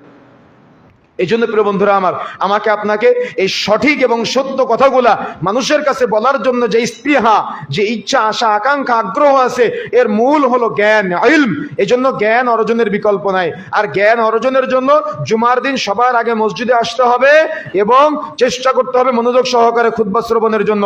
যদি আপনার বিরুদ্ধে যায়, ইমামের উপরে রাগ না করে, খতিবের উপরে রাগ না করে নিজেকে পরিবর্তন করবেন না, এটা তো আমার ভুল, উনি তো ঠিক বলেছে, এটা আমার ভুল, আমি ভুল থেকে ফিরে আসলাম। কথা কি বুঝতে পেরেছেন? এটা হলো ইমানদারের বৈশিষ্ট্য, এটা হলো তাকওয়াশীলের বৈশিষ্ট্য, এটা হলো আল্লাহ ওয়ালার বৈশিষ্ট্য। যদি আপনি এই বৈশিষ্ট্য ফলো করতে না পারেন, তাহলে কিন্তু সমাজ আর সমাজের জায়গায় থাকবে না। এই জন্য আমাকে আপনাকে চেষ্টা করতে হবে মসজিদের এই মেম্বারগুলো উন্মুক্ত করে দেওয়ার জন্য, কোনো গ্রুপিং যেন না হয়, এখানে যেন কোনো প্রকার কোরআন হাদিসের বাহিরের কোনো আলোচনা না হয়। একেবারে স্পষ্ট স্ট্রিট কাট কোরআন এবং সহিহ সুন্নাহর কথা হবে, কোরআন এবং সহিহ সুন্নাহর বাহিরে কোনো আলোচনা এবং কোনো প্রকার কোনো পরামর্শ দেখা যাচ্ছে এই মসজিদের মেম্বার থেকে যেন কোরআন হাদিসের বাহিরে না হয়, সেদিকে আমাকে আপনাকে প্রত্যেকের সজাগ দৃষ্টি রাখার চেষ্টা করতে হবে। এখন আসুন, যে কথা বলতে চাচ্ছিলাম, মসজিদে নারীদের সালাতের ব্যবস্থা করা, এটা হলো মসজিদের একটা আদব। যদিও আপনাদের এখানে আছে আলহামদুলিল্লাহ, 5 ওয়াক্ত সালাতেও আসে, আমি শুনেছি, খুশি হয়েছে আলহামদুলিল্লাহ। তবে আমাদের সমাজে অনেক মসজিদে মহিলাদের সালাত আদায় করতে দেয় না। আমি বলবো, অনুরোধ করে, যে আমাদের চেষ্টা করতে হবে যাদের একটু পরিবেশ তৈরি আছে, আপনি বললে কথা চলবে সেখানে, এই পরিবেশে আপনি চেষ্টা করবেন মহিলাদেরকে দিনের শিক্ষাটা দেওয়ার জন্য। কেন মহিলাদের দিনের শিক্ষাটা দেওয়া অত্যন্ত জরুরি? কেন বাবা সবসময় বাড়িতে থাকে না, মায়ের কাছে সন্তানরাই থাকে। আর মা যদি 24 ঘন্টা ইফতার জালসার সামনে বসে থাকে, তাহলে সন্তান কি করবে? কথা কি বুঝতে পেরেছেন? মা যদি 24 ঘন্টা সিনেমার সামনে বসে থাকে, তাহলে সন্তান কি করবে? সন্তান কোন পথে যাবে? এই জন্য মায়ের শিক্ষাটা অর্জন করা অত্যন্ত জরুরি। আপনি যখন নামাজে আসবেন, সাথে করে আপনার স্ত্রীকে নিয়ে আসবেন। জুমার দিন আপনার গোস্ত রান্না হয় আপনার বাড়িতে, গোস্তটা একটু আগে রান্না করে 12টার আগে শেষ করতে বলবেন, যাতে করে 12:15 খুতবা শুরু হয়। 12:15 আগে যেন আপনি এবং আপনার স্ত্রী, আপনার সন্তান সবাই মিলে মসজিদে থাকতে পারেন, এরকম একটা আগ্রহ। জীবনে তো বহু টাকা ইনকাম করেন, সপ্তাহে 6 দিন বেশি ইনকাম করবেন, শুক্রবার অন্তত 1-1.5 ঘন্টায় সময়টা আপনি নিজে আল্লাহর জন্য আপনার পরিবারকে সাথে নিয়ে এসে দেখেন না আপনার পরিবার পরিবর্তন হয় কিনা। না হলে কিন্তু আমাদের সমাজের যে যুব সমাজ যেদিকে চলে যাচ্ছে, ধ্বংসের দ্বার প্রান্তে উপনীত হয়েছে, এই যুব সমাজকে কোরআন এবং সহিহ সুন্নাহর দিকে নিয়ে আসতে হবে। এবং যখন তারা কোরআন এবং সহিহ সুন্নাহর দিকে এগিয়ে আসবে, তখন যারা অভিভাবক শ্রেণীর আছে, তখন আমাদের চেষ্টা করতে হবে তাদেরকে আগ্রহ দেওয়ার জন্য, তাদেরকে অনুপ্রেরণা দেওয়ার জন্য, তাদেরকে এই দ্বীনি কাজে এগিয়ে আসার জন্য সার্বিক পরামর্শ, সার্বিক সহযোগিতা দিয়ে। কেন এটা তো আপনার গর্বের বিষয় যে আপনার এলাকার যুবকেরা গান বাজনার আয়োজন করতেছে না, আপনার এলাকার যুবকেরা অশ্লীলতার আয়োজন করতেছে না, আপনার এলাকার যুবকেরা দেখা যাচ্ছে যাত্রাপালার আয়োজন করতেছে না, তারা ওয়াজ মাহফিলের আয়োজন করতেছে, তারা হালাকার আয়োজন করতেছে, তারা জুমার আয়োজন করতেছে। এটাকে অনুপ্রেরণা দেওয়া, এটাও ইমানদারের বৈশিষ্ট্য। এমন বহু গ্রাম আছে, এমন বহু এলাকা আছে, আমরা দেখেছি, আল্লাহ আল্লাহ সাক্ষী, যে মাহফিলের আয়োজন করেছে, আবার এক শ্রেণীর যুবকেরা তারা গান বাজনার আয়োজন করেছে। এদিকে আমরা মাহফিলে আলোচনা করতেছি, ওদিকে গান বাজনার ডুমডুম আওয়াজ হচ্ছে। তো আপনার এলাকার আপনার সন্তান, আপনার ভাই, আপনার ভাতিজা, আপনার প্রতিবেশী, তারা যে দিনের জন্য চেষ্টা করতেছে, যখন তারা এভাবে এগিয়ে আসবে, তখন উচিত এই দিনের কাছে সহযোগিতা করার জন্য, অনুপ্রেরণা দেওয়ার জন্য। সবসময় মনে রাখবেন, মানুষের কল্যাণ কামনা করবেন, কখনো অকল্যাণ কামনা করবেন না, প্রত্যেকের কল্যাণ কামনা করবেন। একদা আবু বকর রাদিয়াল্লাহু তাআলা আনহু বসে আছে, আর আল্লাহ রাসূল সাল্লাল্লাহু আলাইহি সাল্লাম বসে আছে। তো একজন বেদুইন এসে আল্লাহ রাসূলকে, ওই আবু বকর রাদিয়াল্লাহু তাআলা আনহুকে প্রচুর গালিগালাজ করতেছে। তো আবু বকর রাদিয়াল্লাহু তাআলা আনহু চুপচাপ শুনতেছে, কথা বুঝতে পেরেছেন? আর আল্লাহ রাসূল মুস্কি মুস্কি হাসে। এদিকে আবু বকরকে গালি দেয়, আর আল্লাহ রাসূল কি করে? হাসে। তো আমাদের সমাজের বাস্তবতা কি? যদি বন্ধুকে বন্ধু আরেকজন এসে গালি দেয়, তাহলে আরেক বন্ধু অপর দিক থেকে গালি দেওয়া শুরু করে। কিন্তু আবু বকরকে গালি দিচ্ছে, আর রাসূলুল্লাহ সাল্লাল্লাহু আলাইহি সাল্লাম হাসতেছে। তো আবু বকর রাদিয়াল্লাহু তাআলা দেখে যে আমাকে গালি দেয় আর রাসূল হাসে। তো এক পর্যায়ে আবু বকর রাদিয়াল্লাহু তাআলা রাগ কন্ট্রোল করতে না পেরে একটু কথার জবাব দিয়ে ফেলছে, যে গালি দিচ্ছে তার কথার জবাব দিয়ে দিয়েছে। তো জবাব দেওয়ার সাথে সাথে আল্লাহ রাসূল ওখান থেকে উঠে চলে গিয়েছে। তো চট করে আবু বকর রাদিয়াল্লাহু তাআলা দৌড়াতে দৌড়াতে রাসূলের পিছনে গিয়ে বলতেছে, ইয়া রাসূলুল্লাহ, আমি কি কোনো ভুল করে ফেলেছি? যখন বেচারা আমাকে গালি দিচ্ছিল তখন আপনি হাসতেছিলেন, আর যখন আমি জবাব দিলাম তখন আপনি উঠে চলে আসলেন মন খারাপ করে। আমি কি কোনো ভুল করেছি? তখন রাসূলুল্লাহ সাল্লাল্লাহু আলাইহি ওয়াসাল্লাম বলছেন, আবু বকর, তুমি যখন চুপচাপ শুনতেছিলে আর ওই ব্যক্তি যখন তোমাকে গালি দিচ্ছিল, তখন আমি দেখেছি ফেরেশতারা তোমার পক্ষ থেকে গালির জবাব দিচ্ছে। সুবহানাল্লাহ। কথা বুঝেন না মনে হয়? কথা বুঝতে পেরেছেন? যে আবু বকর, তুমি যখন চুপ ছিলে আর ওই ব্যক্তি যখন তোমাকে গালি দিচ্ছিল, তুমি চুপ ছিলে, কিন্তু তোমার পক্ষ থেকে ফেরেশতারা জবাব দিচ্ছিল। কিন্তু যেই মুহূর্তে জবাবটা তুমি দিয়েছো, তখন ফেরেশতারা চলে গিয়েছে আর শয়তান চলে এসেছে, আর যেখানে শয়তান থাকে ওখানে আমি থাকি না। এখন আপনি হয়তো বলতে পারেন যে আমাকে এত গালি দিচ্ছে, আমি কি কিছু বলবো না? না, আপনি চুপ থাকবেন। কথা বুঝেন না মনে হয়? আমার কথা বুঝতে পেরেছেন? আমার কথা বুঝতে পেরেছেন? সুতরাং প্রিয় বন্ধুরা আমার, রাসূলুল্লাহ সাল্লাল্লাহু আলাইহি সাল্লামকে গিয়ে একজন বলতেছে, আল্লাহ রসুল, আমি প্রচুর দোয়া করি, এত দোয়া করি, কিন্তু আমার কোনো দোয়া কবুল হয় না, আমি কি করতে পারি? তখন আল্লাহ রসুল বলতেছে, তুমি অন্যের কল্যাণ কামনা করো, অন্যের জন্য দোয়া করো, তাহলে তোমার দোয়াটা কবুল হবে। এখন বলেন তো, আপনি অন্যের জন্য কি দোয়া করেন? যে আল্লাহ তুমি তার ছেলের ভালো রেজাল্ট করাও, নাকি আপনি বলেন আল্লাহ তার ছেলে ধ্বংস হয়ে যাক, আল্লাহ তার জমি জায়গা ধ্বংস হয়ে যাক, তার ক্ষেত খামারের ফসল যেন ভালো না হয়? আপনি এই দোয়া করেন না? কথা বুঝেন না মনে হয়? কিন্তু দোয়া করা দরকার ছিল কি, আল্লাহ তুমি তার সন্তানকে মানুষের মতো মানুষ বানাও, আলেম বানাও, তুমি তার ক্ষেত খামারের ফসল ভরিয়ে দাও। তাহলে আল্লাহ আগে আপনাকে দিত, তারপরে তাকে দিত। কিন্তু আপনি কি করলেন? বদদোয়া করলেন। বদদোয়াটা আগে আপনার উপরে আসবে। কথা বুঝেন না? সুতরাং প্রিয় বন্ধুরা আমার, যে কথা বলতে চাচ্ছিলাম, এই জন্য হৃদয় বড় করে একটা সুন্দর সমাজ, এমন একটা সোসাইটি গড়ে তুলতে হবে যে সোসাইটিতে গান বাজনা থাকবে না। এমন একটা সমাজ গড়ে তুলতে হবে যে সমাজে ৫ ওয়াক্ত সালাতে যুবকদের পাওয়া যাবে। এমন একটা সমাজ গড়ে তুলতে হবে যে সমাজে মসজিদে আসার জন্য মানুষ হুড়াহুড়ি করবে, মাগরিবের সময় মসজিদে আসবে, এশার সালাত আদায় না করে বাড়িতে যাবে না। এমন একটা পরিবেশ তৈরি করতে হবে আমাদের। কি একটু আগ্রহ তৈরি হয়, একটু ইচ্ছা হয়, একটু আকাঙ্ক্ষা তৈরি হয় যে আমি একটা এমন সমাজ গড়ে তুলি, আমি একটা এমন পরিবেশ গড়ে তুলি যে সমাজে ৫ জন যুবক যারা মাগরিবে মসজিদে আসবে, এশা পর্যন্ত কোরআন তিলাওয়াত করবে, এশা সালাত আদায় করে বাড়িতে যাবে। কথা বুঝেন না মনে হয়? কথা বুঝতে পেরেছেন? এমন বহু মসজিদ পৃথিবীতে আছে, আপনার বাংলাদেশেও আছে আলহামদুলিল্লাহ। তো আপনি চাইলেও আপনার এলাকায় এমন একটা পরিবেশ তৈরি করতে পারেন। শুধু একটু উদ্যোগ নেওয়ার দরকার, শুধু একটু যুবকদের এগিয়ে নিয়ে আসার দরকার, তাদেরকে কাছে নিয়ে আসার দরকার। তারা পথভ্রষ্ট হয়ে যাচ্ছে, তারা জাহালতের মধ্যে নিমজ্জিত হচ্ছে, তাদেরকে আমরা একটু কাছে নিয়ে এসে বুঝালে, কাছে নিয়ে এসে ডেকে যদি আমরা তাদেরকে একটু নসিহা করি, তাহলে ইনশাআল্লাহ পরিবর্তন হবে। এই জন্য যারা দায়িত্বশীল আছেন, আমি আপনাদের কষ্ট দেওয়ার জন্য বলি নাই, কিন্তু একটা পরিবেশ তৈরি করতে হবে। কথা বুঝতে পেরেছেন? এমন একটা পরিবেশ তৈরি করেন, দেখবেন আল্লাহ আপনাকে সম্মানিত করবে, এমন সম্মান দান করবে, পৃথিবীর মানুষ আপনাকে দুনিয়ার কোনো কারণে ভালোবাসবে না, পৃথিবীর মানুষ আপনাকে ভালোবাসবে লিল্লাহ, আল্লাহর জন্য। আপনি জানেন আল্লাহ রাসূল বলেছেন, যখন কোনো বান্দাকে আল্লাহ রাব্বুল আলামিন ভালোবাসে, তখন ফেরেশতা জিবরিল আমিনকে কাছে ডাক দেয়, ডেকে বলে আমি অমুক বান্দাকে ভালোবাসি, তুমিও তাকে ভালোবাসো। তো ফেরেশতা জিবরিল আমিন আবার অন্যান্য সকল ফেরেশতাদেরকে ডাক দেয়, ডেকে বলে আমি তাকে ভালোবাসি, আল্লাহ তাকে ভালোবাসে, তোমরাও তাকে ভালোবাসো, সুবহানাল্লাহ। তখন ওই ব্যক্তির মাধ্যমে এমন কিছু কাজ করিয়ে নেয় যার কারণে দুনিয়াবাসীও তাকে ভালোবাসে। আর এই ভালোবাসাটা দুই প্রকার, একটা হলো দুনিয়াবি কোনো কারণে ভালোবাসা, আর একটা হলো আল্লাহর জন্য ভালোবাসা। যেমন চেহারা দেখে ভালোবাসে না, টাকা পয়সা থেকে ভালোবাসে মানুষ, জমি জায়গা থেকে ভালোবাসে, এই ভালোবাসাগুলো আলাদা, এগুলো হলো দুনিয়াবি ভালোবাসা। কিন্তু আরেকটা ভালোবাসা আছে, সেটা হলো আল্লাহর জন্য ভালোবাসা। আপনার সাথে আমার জীবনে কোনোদিন দেখা হয় নাই, কিন্তু দিনই সম্পর্ক এমন একটা সম্পর্ক যে প্রথম দেখায় মনে হবে আমার জন্য আজীবনের সম্পর্ক আপনার সাথে। কতদিন দেখা হয়েছে, কতদিনের পরিচয়, কতদিনের আদান প্রদান, কতদিনের কথাবার্তা, এইটা হলো আল্লাহর জন্য ভালোবাসা। আমি আপনাকে আল্লাহর জন্য ভালোবাসি, আপনি আমাকে আল্লাহর জন্য ভালোবাসেন। আর যে ব্যক্তিকে আল্লাহ ভালোবাসে, তাকে আল্লাহর জন্য মানুষ ভালোবাসে। এই জন্য আপনি এমন হন যে মানুষ আপনাকে আল্লাহর জন্য ভালোবাসুক। কথা বুঝেন না মনে হয়? কথা বুঝতে পেরেছেন? আপনি নিজেকে এমন ভাবে গড়ে তুলুন যাতে করে মানুষ আপনাকে আল্লাহর জন্য ভালোবাসে। আপনার টাকা দেখে না, আপনার জমি জায়গা দেখে না, আপনার গাড়ি বাড়ি দেখে না, একমাত্র লিল্লাহি রাব্বিল আলামিন, আল্লাহর সন্তুষ্টির জন্য মানুষ আপনাকে ভালোবাসতে পারে। এই জন্য আপনাকে এখন থেকে ট্রাই করতে হবে, আপনার সন্তানকে শিক্ষাগুলো দেওয়ার জন্য চেষ্টা করতে হবে, প্রেরণা দিতে হবে। যুবকদের এমন একটা ইউনিটি বা এমন একটা কমিউনিটি গড়ে তুলতে হবে যে কমিউনিটির মধ্যে কেউ দাড়ি ছাড়া থাকবে না। ওর বাবা লজ্জায় দাড়ি রেখে দিবে যে আমার ছেলের দাড়ি আছে আর আমি দাড়ি রাখি না। কথা বুঝেন না মনে হয়? কথা বুঝতে পেরেছেন? কিন্তু দুঃখজনক হলো সত্য যে বাবাই সন্তানের দাড়ি কেটে দেয়, সন্তান বাবার দাড়ি কেটে দেয়। এই লজ্জা রাখি কোথায়? এই লজ্জার তো কোনো শেষ নাই। সুতরাং এই সমাজ আমরা চাই না। আমরা এমন একটা সমাজ চাই যে সমাজে থাকবে না কোনো অশ্লীলতা, যে সমাজে থাকবে না কোনো হানাহানি, যে সমাজে থাকবে না কোনো দেখা যাচ্ছে রাহাজানি, যে সমাজে মানুষ রাসূলকে ভালোবাসবে পৃথিবীর সব কিছুর চাইতে বেশি। পৃথিবীতে দুনিয়াতে পিতামাতা সন্তান সন্তানাদি যা কিছু আছে সব কিছুর চাইতে রাসূলকে বেশি ভালোবাসতে হবে। আবার আবারও বলি, পৃথিবীতে দুনিয়াতে পিতামাতা সন্তান সন্তানাদি যা কিছু আছে সব কিছুর চাইতে রাসূলকে বেশি ভালোবাসতে হবে। আপনার সন্তানকে যদি আপনি ভালোবাসাটা শিক্ষা দিতে না পারেন, তাহলে আপনার সন্তান ভালোবাসবে অমুক ক্রিকেটারকে, আপনার সন্তান ভালোবাসবে অমুক ফুটবলারকে। রাসূলের বিরুদ্ধে মানুষ কটু মন্তব্য করবে, আপনার সন্তানের শরীরে আঘাত লাগবে না। কথা বোঝেন নাই? কিন্তু আপনি কি জানেন, রাসূলকে নিয়ে পৃথিবীতে যে যেখানে যে অবস্থানে অবমাননা করুক না কেন, তার বেঁচে থাকার কোনো সুযোগ নাই।